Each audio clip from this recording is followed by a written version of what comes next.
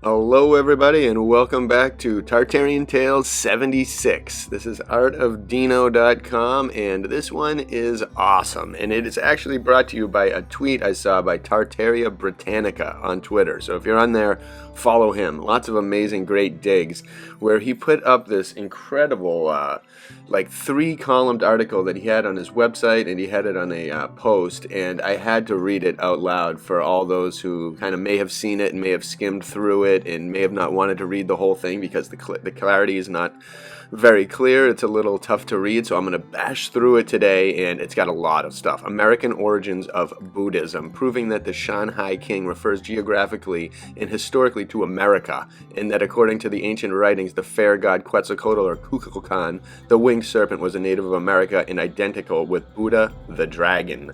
So is there a connection between the Maya civilizations, those ancient civilizations, and the Tibetans? And because I am convinced they are all linked, and they all lived in a world where they were all in harmony together, working together, information passed through them all. They had the ability to do so many things that we don't give them credit for.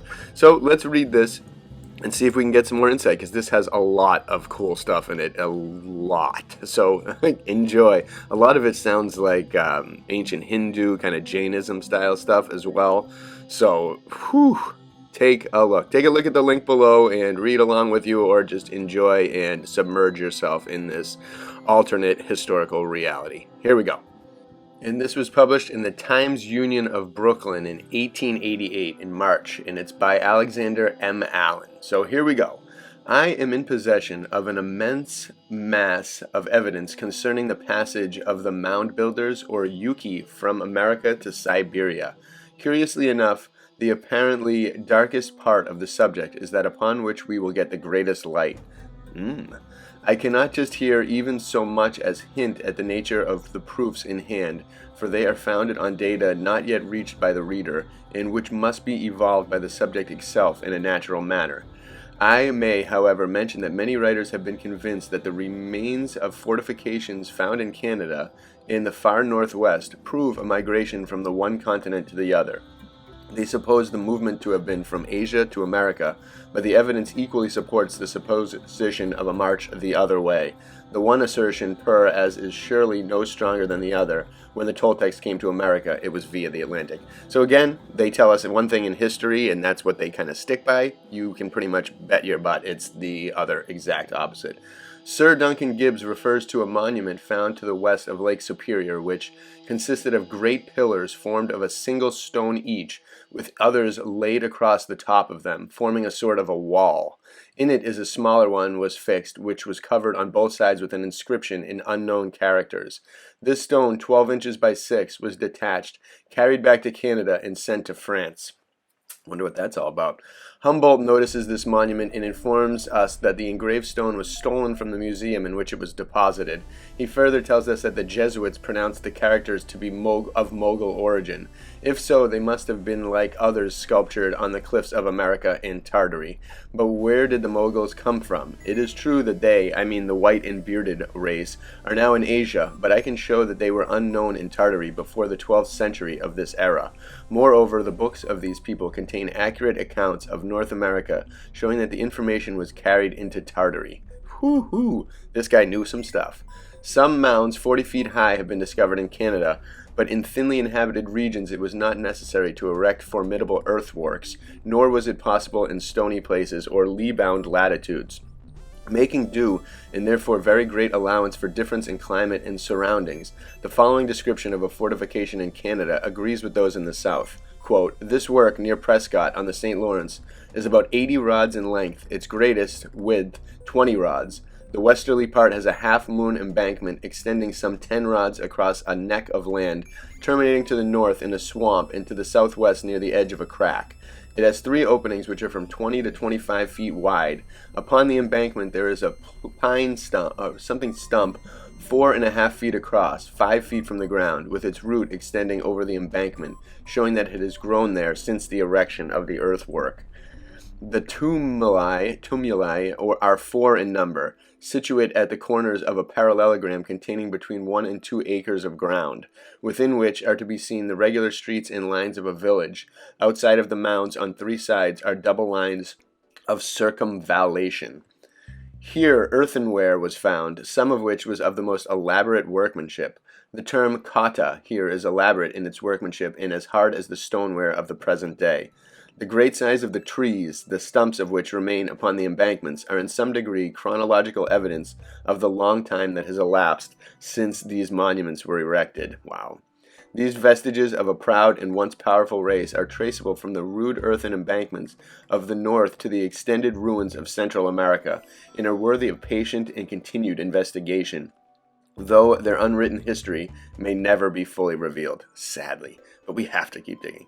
It is by the careful collection and preservation of facts, minute though they may be in detail, that a sufficiency of data will be gathered from which some future historian may do justice to the memory of the earlier inhabitants of this continent and erect a beautifully proportioned and massive ethnological structure. Maybe that's up to us. Evidence like the foregoing is exceedingly useful as serving to establish the truth of the histories of America now in the libraries of Asia. Another antiquarian says, a connected eyrie, or something of mounds, hue of mounds, extends down the Red River of the north to Lake Winnipeg. In the western feeders of the river run through a fertile country in which many groups of mounds are found. God, we gotta dig in every single one of those mounds. There's absolutely no reason to preserve those. They should be dug so we can find history. In character, and golf courses. In character, the mounds closely resemble the burial and hearth crematory mounds of the Ohio. I have opened several and secured seashell gurgits, stone tubes, shell heads, pottery, etc. This one's a little blurry, so bear with me. Though it is the favorite theory of many that the mound builders came from the northwest, no systematic attempt has been made to follow up the theoretical migratory path by exploration for the remains, in the form of mounds and embankments left by the much discussed people. Elsewhere, this worthy worker records some of his discoveries and adds, I am now receiving letters from correspondents in the Canadian Northwest, which inform me of the whereabouts of mounds on lakes and streams. This is the first extensive discovery of prehistoric remains in that district, and it extends the mound system to limits not before recognized or known. Whenever I think of a mound, I think of how easy it would be for an airship, a massive airship or several, to just absolutely cover a structure with dirt and healthy soil and then just plant seeds on it and have nobody think anything else of it for apparently hundreds and maybe thousands of years. But it would be so easy to do that, and we just can't take shovels and dig and discover the truth for some reason. North of the region of Columbia, there are no remains worthy of consideration. Here there is a vast stretch along the Pacific destitute of vestiges of the mound builders. We may assume that it has been well examined for signs of a migration, and that the silence results from the failure of explorers to find the mound the sought-for trail. But the region east of the Rocky Mountains, or Quenian Range, how could the travelers report that this chain ran up for a distance of 11,000 feet toward the North Pole, or 11,000 something, toward the North Pole if they did not perceive or traverse its length? Interesting. Is rich in okay, I'll say that again because that was a parenthesis.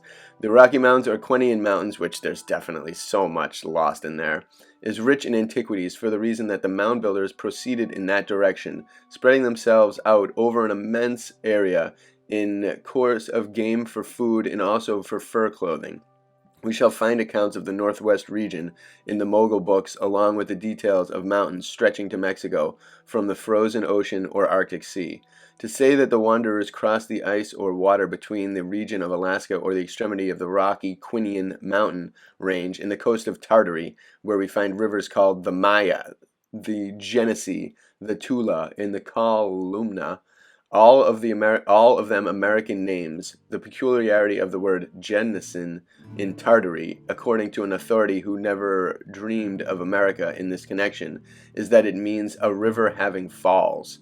And in this respect, it completely applies to our own Genesee, like the G being sounded like J, would be merely to repeat what has been said 10,000 times. I simply contend that in the case of the mound builders, the passage was from the coast of America to the coast of Asia, and not from Asia to America. There is little doubt that the American Indians crossed over from Tartary. The same custom of scalping existed in both regions, but let us not confound two very different migrations.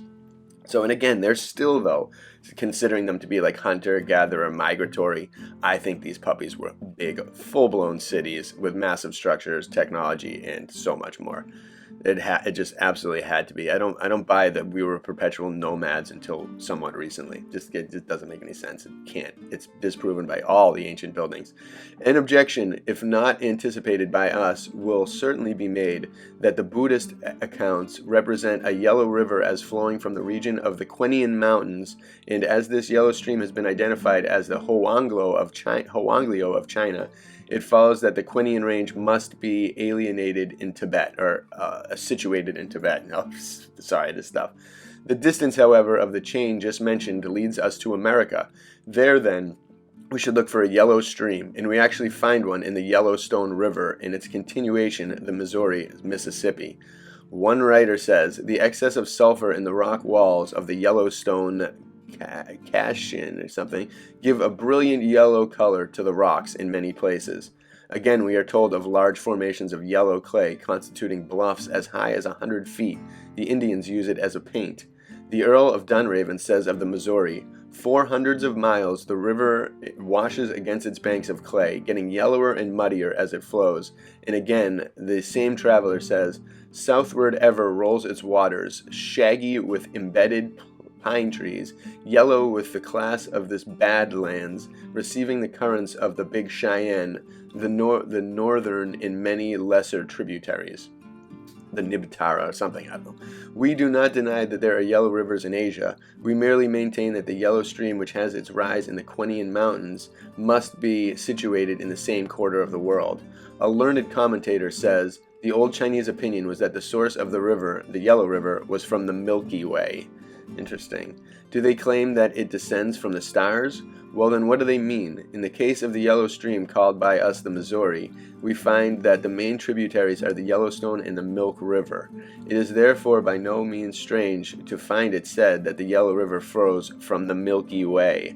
Surely this is a more reasonable view than to persist in deriving the stream from a cluster of stars. And that also makes me think of the Hindu and Jainism model of the universe, where there are oceans and layers of milk, where there's not just water as a source of liquid for life. There's milk, there's oils, and there's water, and there's other sources of liquid that we don't even know about that are all over the place. I would also find it very likely to believe that if there were other life sources of powerful as water and things like that, other elements as natural, that they would be extracted from this realm by the people in control from the outside realms. And so again, we're seeing us as more of a wasteland. And again, you never know. This Yellow River in this connection here sounds pretty interesting. And again, it reverses what modern historian losers tell us, and with no evidence. So here we go. Let's keep going. We are informed of a river called the Suta, which flows to the northeast from a lake and subsequently turns into the Yellow River. Sometimes it is described as being itself of a yellow color, so it is mixed up with the Great Yellow River and ought to be. We would identify it with the Yellowstone, which turns up into the Missouri because it flows from a lake and proceeds in a northeasterly direction. But all the commentators would cry out against such a conclusion. They have found the lake, which is called Enavatapta, again Jainist sounds like, explained to mean cold or something, in a number of plains in Asia. Let us examine this matter. In order to sift it, we must descend to the tedious or minute method, avoiding generalities as much as possible. The dryness of detail will be overlooked in view of the importance of results. Let us consult the ancient record. In the one work, we find two descriptions of Lake Enavatappa. The first purports to by a Chinese commentator, and the second is by a traveler who actually visited the lake. Let us read them both. Just as I predicted, listen to this. First, in the middle of Jambudvipa, which is our realm in the Jainist model of the universe, there is a lake called Anavatapta, to the south of the Fragrant Mountains and to the north of the Great Snowy Mountains. It is 800 li and more in circuit. Its sides are composed of gold, silver, lapis lazuli, and crystal. Golden sands lie at the bottom, and its waters are clear as a mirror. The great earth, Bodhisattva, by the power of his vow, transforms himself into the Nagaraga and dwells therein. From his dwelling, the cool waters proceed forth and enrich Jambudvipa. From the eastern side of the lake, through the mouth of a silver ox, flows the Ganges, Kinkeen River. Encircling the latter once, it enters the southeastern sea. From the north of the lake, through a golden elephant's mouth, proceeds the Sindhu River. Encircling the lake once, it flows into the southwestern sea. From the western side of the lake, from the mouth of a horse of lapis lazuli, proceeds the river Vadshu, Potsa, and encircling the lake once, it falls into the northwestern sea. From the north of the lake, through the mouth of a crystal lion, proceeds the river Sita, and encircling the lake once, it falls into the northeastern sea. They also say that the stratus of this river sits entering the earth flow out beneath the Taish Shihazan mountain and gave rise to the river of the middle country, China. So also, I also too think that they wouldn't consider things like China in America to be so far away. I have a feeling in the past, these things were considered very close and a lot smaller. We've been taught to believe that they're huge, everything's so big, but when you're dominating a lot of land and realms beyond this one, this tiny place would really seem small, I believe. So that's kind of where I think these connections can exist, and another kind of reason why I think they might be accurate here. Second, the Valley of Pamir. It stretches 1,000 il or so east and west, and 100 li or so from north to south. In the narrowest part, it is not more than 10 il or li. It is situated among the snowy mountains. On this account, the climate is cold and the winds blow constantly. The snow falls both in summer and springtime. Night and day, the wind rages violently. The soil is impregnated with salt and covered with quantities of gravel and sand. The grain which is sown does not ripen. Shrubs and trees are rare. There is but a succession of desert without any inhabitants.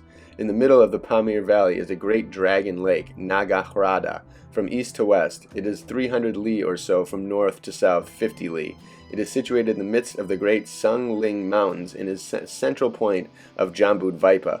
The land is very high, the water is pure and clear as a mirror, and it cannot be fathomed. The color of the lake is a dark blue. The taste of the water is sweet and soft. Wow, that must be incredible to have pure water. Dear God, ancient water would be, In the water hide the Kankish shark spider, dragoons, crocodiles, tortoises. Floating on its surface are ducks, wild geese, cranes, and so on.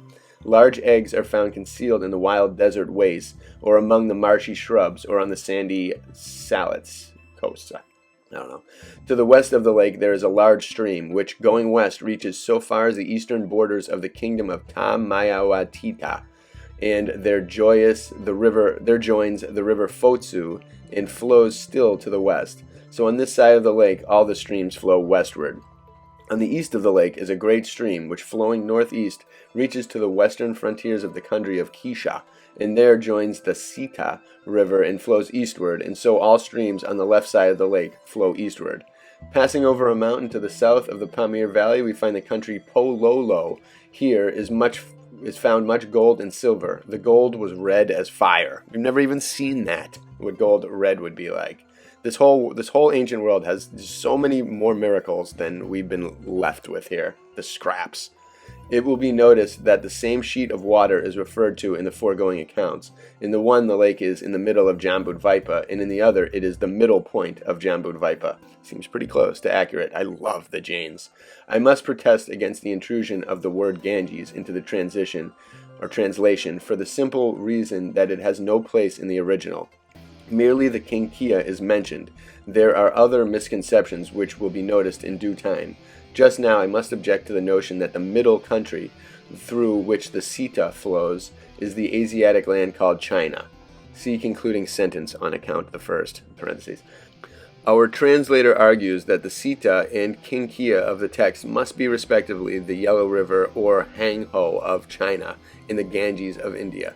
But how does it happen that the ancient name Ganges does not occur in the account?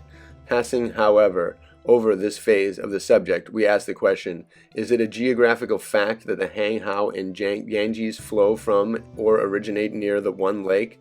The lake Anavatapa is supposed by certain Oriental scholars to be the Sarakul, but 600 miles, about 1800 li, in the Himalaya mountains intervene between the Ganges and it. It is absurd to suppose that a stream at such a distance from the supposition's lake can be represented as rising in its vicinity. The Hindustan River is not even mentioned, yet the commentators have succeeded in identifying it. The Sind or Indus is claimed to be the Zinchu of the text, and it is true that it flows in a southeast direction, but a lofty range of mountains divides it from the Sarakul. The Sind derives its flood from feeders, which rise hundreds of miles away from the lake just named. So, and that's how he ends it. Copyright 1888. So interesting to take a map and kind of really get into and figure out exactly what he's talking about would be a good step. But it definitely, I love that he's combining the Jainism ancient kind of methods and thought process and structure of the universe in order to kind of describe this stuff, and blending that, connecting that with reality, which I think so many people don't do, and I think really needs to be done, because there is, I mean, those ancient people that built those masterful structures that we have no idea what they are, like the Indians, the Egyptians, all those ones have and the Maya, they all have a style that's perfectly unique and beautiful to themselves. There's nothing, they're similar in some ways, but they're also so amazingly different, so advanced, and so radically different from modern times that we have to take them into account, and we have to just continue to dig. I say that too much, but we just really have to. Like, these mounds have no purpose as just a little green hill. They should be dug entirely, and we should find these things. And the way this guy kind of appears to be like one of us. He was one of those guys who seems to be kind of differencing himself from the scholars of the time, the so-called scholars who are adding things where probably governments are telling them to.